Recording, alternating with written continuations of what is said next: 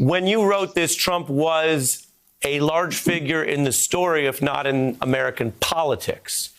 What was that about, and what do you think it means that he has gotten only bigger?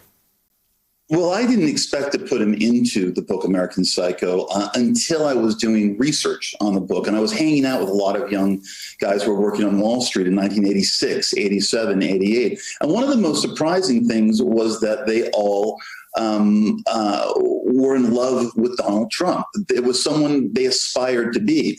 And so I realized that in order to get this period correctly, that my narrator, Patrick Bateman, was probably going to be referencing Donald Trump a lot. In terms of being an authentic documentation of that period, Donald Trump just had to be a part of that world. And I really don't see myself as particularly prescient. I just saw it as the needed wallpaper, his name all over the place that would give this book and this story a jolt of authenticity.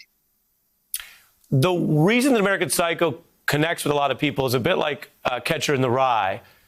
It exists in a place and time, but there's a larger feeling of alienation that people relate to. The issues of money, capitalism, and self-absorption seem to only be on steroids today in a 1% economy with, kids growing up on Instagram. What do you think about the way we're all living in that now? Well, look, at the time, when I was writing American Psycho, this was at the height of what was then called yuppie culture.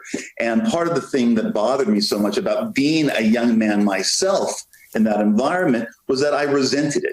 I resented the idea that I had to live in this society, and yet there was nowhere else to go. And so it kind of doubled my alienation at that moment. And I do think one of the reasons why Patrick Bateman and American Psycho have surprisingly lasted as long as they have, and that the book is still in print and it's read and people still watch the movie, is that they have to identify somewhat with Patrick Bateman.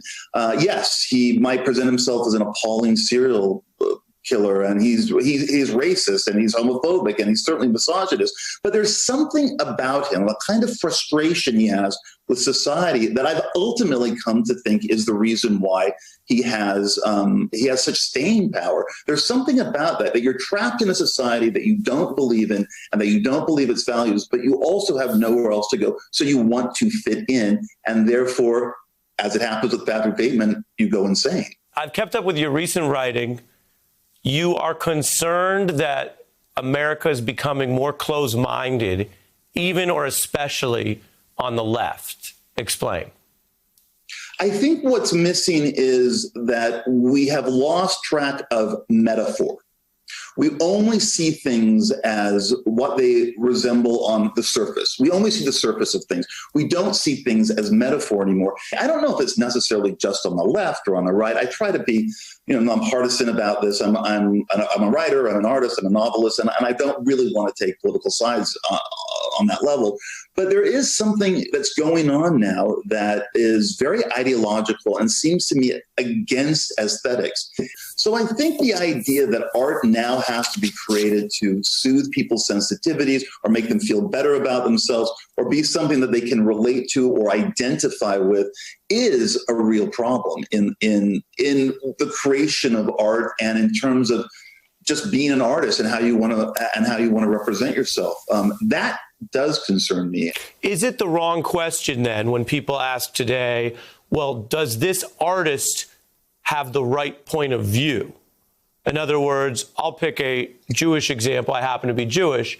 If this art about the Holocaust is fundamentally holding the quote unquote right view, then it can be more accepted or the artist is given more room than if they have the wrong view. Is that, in your view, an incorrect threshold test for the art we receive?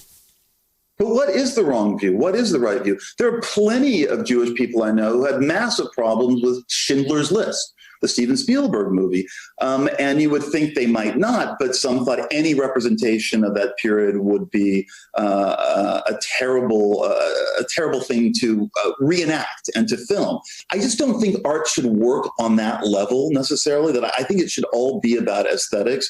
And that is really what you respond to. And it really is what you should respond to, is the style of something, of how it's shot or how it's written, and not necessarily automatically respond to it on an ideological or political level. But that is happening now. And I just don't believe that there are certain things you can say and you can't say. And that's certainly something that's coming from the left, unfortunately, in the last 3 or 4 years. Maybe that will change. Maybe there'll be a switch from that.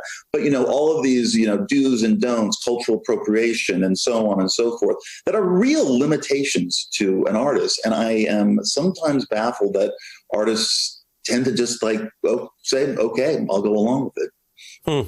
Really interesting. And it goes to the question of, and many societies have grappled with this, do you want politics to be in control of art? Because politics makes a lot of mistakes. I only have about a minute left, but the last thing I got to ask you about, Brett, you know what it is? No, I don't. What is it? It's Kanye, your kindred spirit. Tell us about the relationship, yes. And will you guys ever make any new project, film, or art together? He's spoken out about what a fan he is of some of your work.